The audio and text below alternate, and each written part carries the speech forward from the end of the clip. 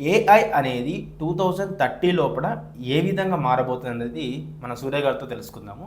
సూర్య గారు hi. Hi. Yeah. So మీ opinion like ఫ్యూచర్లో 2030 లోపల ఏ విధంగా ఉండబోతుంది అనేది ఎక్స్ప్లెయిన్ చేస్తారా? ష్యూర్. సో 2030కి వచ్చేసరికల్లా మనకి చాలా వరకు లేబర్ వర్క్స్ ఉంటాయి కదా. సో ఆల్రెడీ మనకి టెస్లా వాళ్ళు వీళ్ళంతా రోబోట్స్ ఇవి స్టార్ట్ చేశారు. ఐ మీన్ చైనాలో కూడా ఒక 2-3 మంచి కంపెనీస్ కూడా ఉన్నాయి. సో ఐ థింక్ 2030 కల్లా ఈ రోబోట్స్ అనేవి చాలా కామన్ అయిపోతాయి.